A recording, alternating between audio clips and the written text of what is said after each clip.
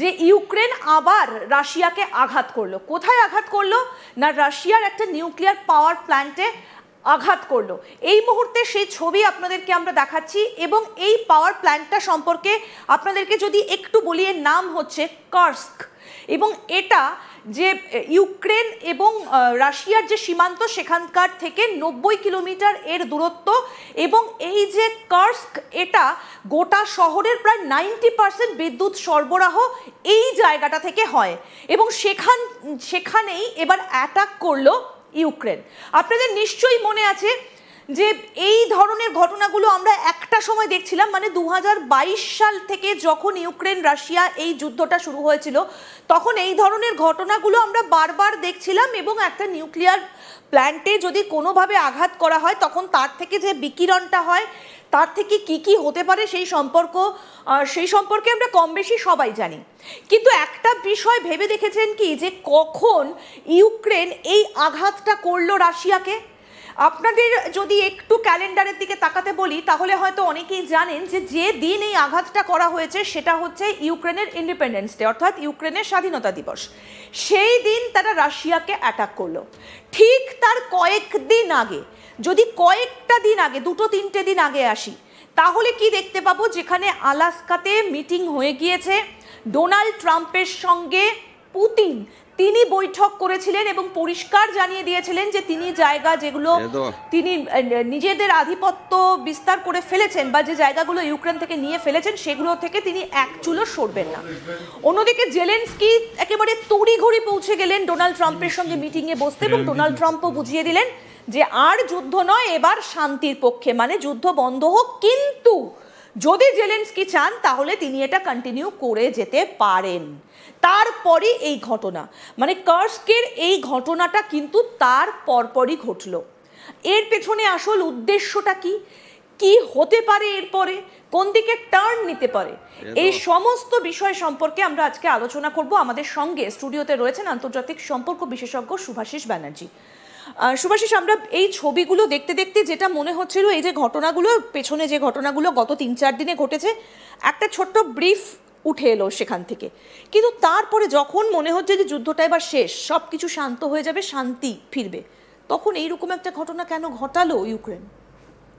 ওই একটা শাহরুখ খানের সিনেমায় কথা আছে না, যে জব তক সব কুছ খতম নেই হয়ে যাতা তব তক পিকচার আভি বাকি হ্যায় মেরে দোস্ত, না এরকম? মানে আর কি কি পিকচার বাকি আছে ইউক্রেনের? তো আর খুব বেশি কিছু বাকি নেই, আমার বলতে পারো একটু ওই নেগেটিভ মাইন্ডসেটের চর্চা হয়ে যাচ্ছে শুধু আন্তর্জাতিক চর্চা করতে করতে। তার জন্য আমার সবসময় কোনো না কোনো ঘটনার পিছনে একটা জিনিস মনে হয়, সেই জিনিসটা হচ্ছে এখনও কিছু বাকি আছে বলেই সব শেষ হয়েও শেষ হয়ে যাচ্ছে না। কিন্তু ভারত তো এই জায়গায় রাশিয়া এবং আমেরিকা দুটো দেশের প্রধানকে তো একসঙ্গে বসিয়ে দিল। পয়েন্টটা হলো, যত ঘটনাক্রমে যে জিনিসগুলো ঘটেছে পরপর, মানে যদি একটু পিছিয়ে গিয়ে ভাবো, সেটা হলো আমাদের এনএসএর টু ক্রেমলিন যাওয়া, জয়শঙ্করের চায়না যাওয়া, তার পরবর্তীকালে তাদের মানুষজন আমাদের এখানে আসা, আমাদের সাথে ট্রিটি, পরে আলাস্কা ডিপ্লোমেসি, তার পোস্ট জেলেনস্কির সাথে কথাবার্তা, এবং তারপরে এই ঘটনা ঘটা। পয়েন্টটা হচ্ছে, এই ঘটনাগুলোকে পরপর সাজালে, যদি বলো আইডিয়াল থিওরি অফ ডিসরাপ্টিং পিস, মানে সহজ অর্থে বোঝাতে গেলে, যে যদি খুব সুন্দর করে দুষ্টুমি করে কাউকে মাথা গরম করিয়ে দিতে হয়, তার যে আইডিয়াল থিওরি হওয়া দরকার, সেটা কিন্তু কোথাও গিয়ে মিলে যাচ্ছে। মানে তুমি মানে এর পেছনে দুষ্টুমিটা কার? আমি 2-3টে থিওরির কথা বলছি। দেখো, ওরকম তো প্রমাণ ছাড়া আন্তর্জাতিক সম্পর্কে ধুমধারাক্কা কিছু কমেন্ট করে দেওয়াটা কোনো দায়িত্বশীল কাজ না। আমরা একটু পুতিনের বক্তব্যটা শুনি, যে কি বলছেন ভ্লাদিমির পুতিন। তিনি কিন্তু বলছেন যে এই ঘটনাটা ঘটেছে, মানে স্বীকার করেছেন। শোনাই। The enemy tried to attack the nuclear power plant this night. The IAEA has been informed of that. They promised to send in their specialists to survey the situation. I'm saying once again, I'm asking you to prepare right now the necessary orders and start executing them immediately. We will be in touch on this 24/7 and respond promptly to any issues that may emerge. The enemy tried to attack the nuclear power plant this night. The IAEA.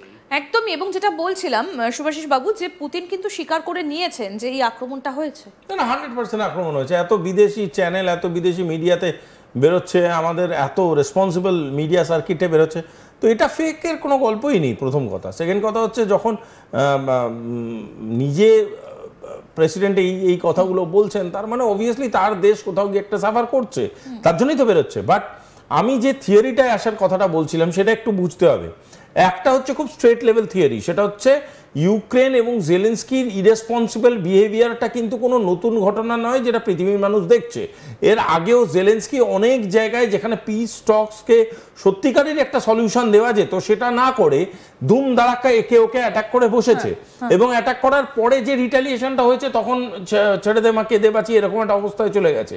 কিন্তু বাস্তব চিত্রটা হলো যে Zelensky এইরকম attack কেন draft করছে, এবং এইরকম অ্যাটাক জেলেনস্কি ড্রাফট করার পিছনে কারণটা কি। তার মানে ইউক্রেন এতদিন ধরে যে যুদ্ধটা লড়লো, তাকে সব থেকে বেশি এই যুদ্ধটা লড়তে সমর্থন করেছে ইউনাইটেড স্টেটস অফ আমেরিকা, সব থেকে বেশি সমর্থন করেছে ইউরোপিয়ান ইউনিয়নের কিছু দেশ, সব থেকে বেশি সমর্থন করেছে নেটো।